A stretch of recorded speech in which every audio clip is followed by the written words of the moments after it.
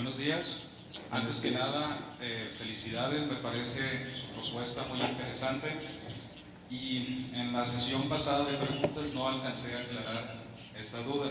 Voy a tratar de ser lo más concreto posible. Mi pregunta va en relación a las redes sociales. Como usted dijo hace un momento, con las redes sociales se da una lejanía física y tengo dos preguntas al respecto. La primera es, ¿qué efectos provoca esa despersonalización de las redes sociales? Y la segunda, si estamos ante un nuevo Homo videns moderno generado por las redes sociales. Gracias.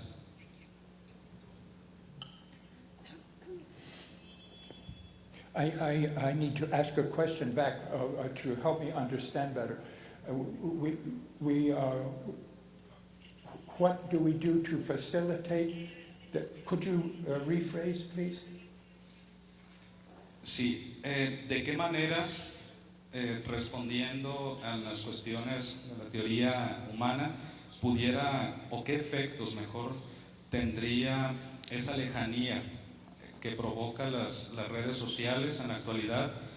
Y la segunda, si estamos ante un nuevo Homo videns, como lo maneja Giovanni Sartori, provocado por las redes sociales.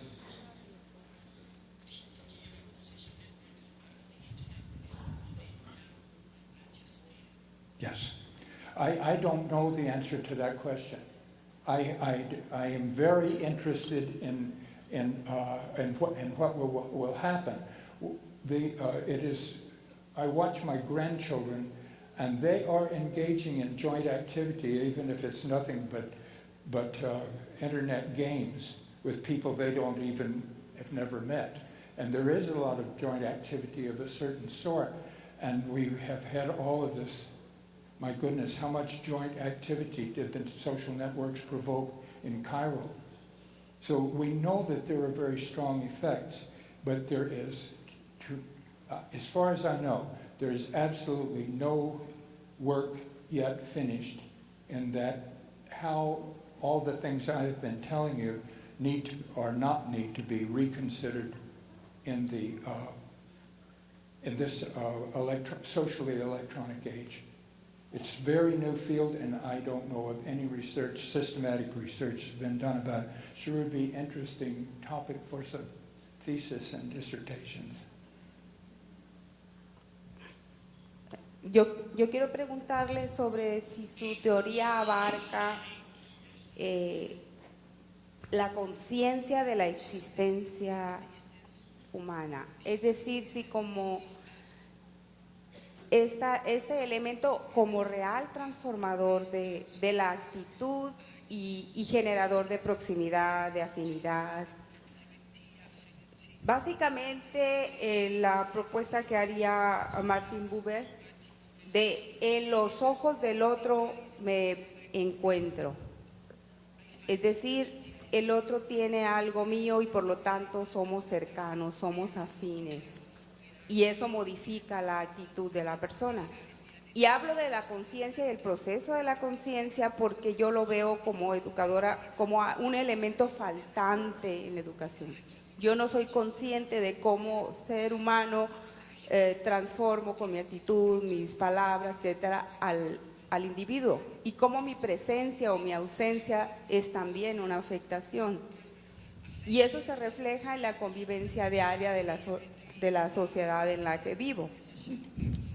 Seres que a veces parecemos más bien infrahumanos que humanos, con conductas no solo antisociales, sino totalmente contrarias a la existencia misma.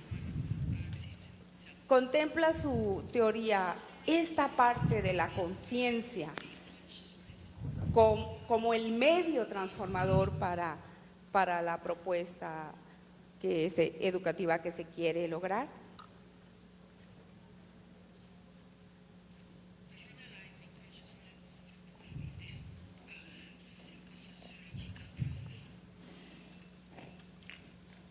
Yes, a very good observation and issue. The primary means by which the consciousness and attitudes and values are transmitted in psychosocial systems is through the use of language or other semiotic means accompanying the joint activity. That's a fancy way of saying that while you're working together, you're talking about it. And when you're talking about what you're doing, you are doing more than teaching a skill, you are teaching how to feel about the skill. So it is through the use of shared language that the value of what you are learning, the values attached, is transmitted.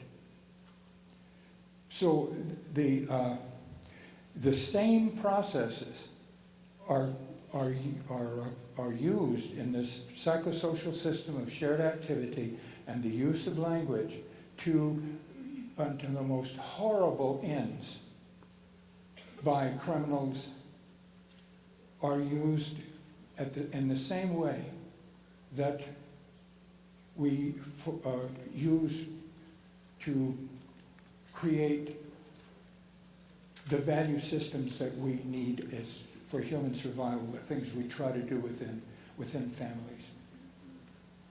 So that is what I did not talk enough about during this time, but it is through the use of the language accompanying the activity that you get the greatest transformation. All of this, incidentally, is backed up enormously through studies in cognition and studies in brain science. When you put two people together and they begin to share an activity, they begin to coordinate and synchronize, and they don't even know they're doing it. That is the way we work. That is built into our brain structure. And when the use of language in talking about the tasks that are being shared and being learned, that idea structure lasts and carries over into new situations. So the way we teach values, of the values that we want, is through a shared activity with the carrier of the culture. That means the teacher in classrooms.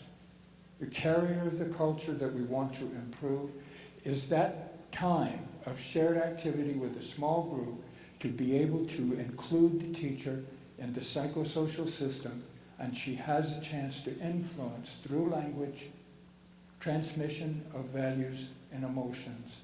That is the way that civilization will be perpetuated, and that is the way that culture is transmitted from century to century.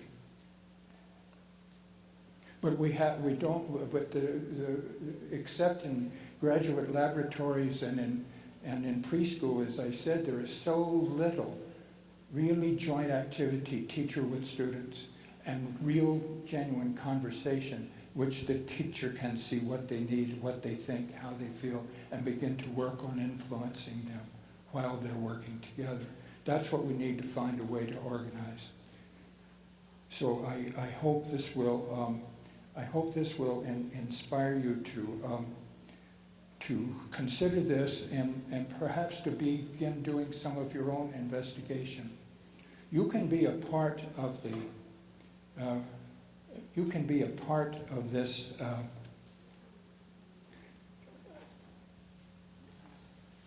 a part of the further development of Delta theory.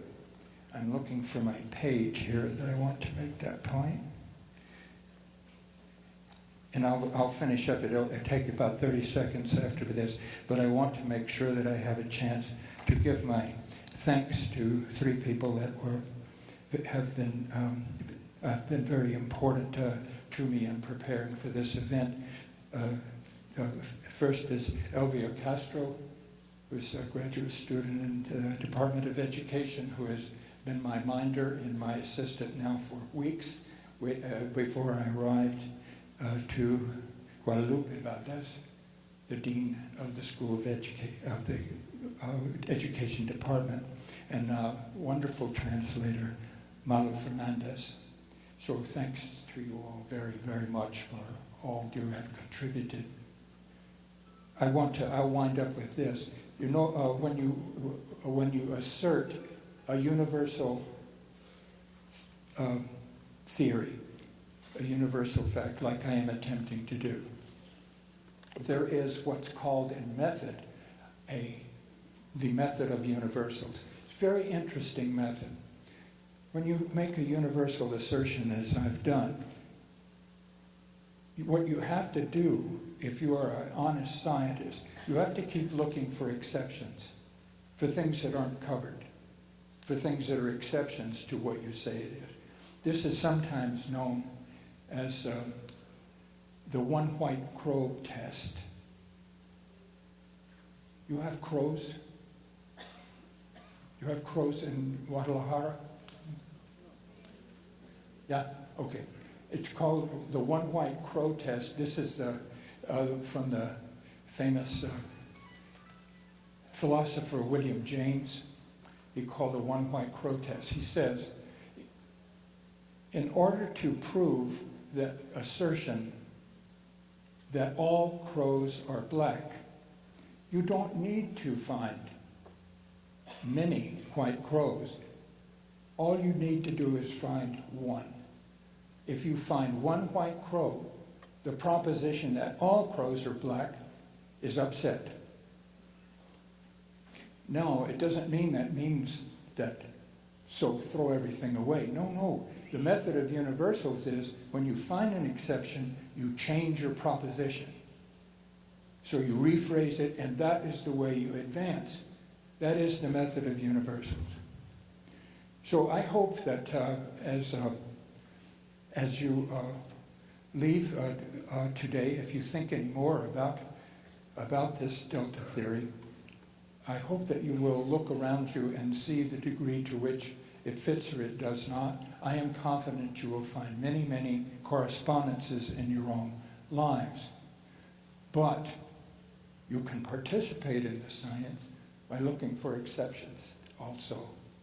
So the discipline of a universal theorist, such as myself, it is among the sternest disciplines of any form of research. And that is, every day you have to rise early and scan the skies for white crow. So thank you very much for giving me the time.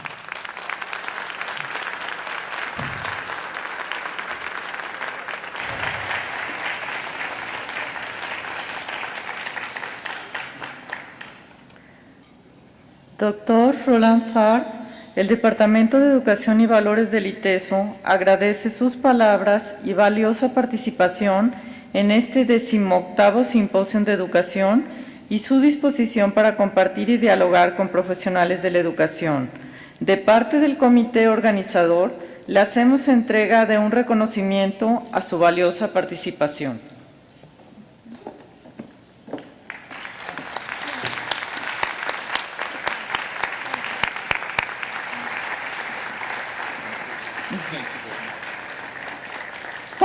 Para terminar, pedimos su retroalimentación para esta segunda actividad del simposium, respondiendo al instrumento de evaluación que les fue entregado al ingreso y entregarla a los asistentes al salir del auditorio.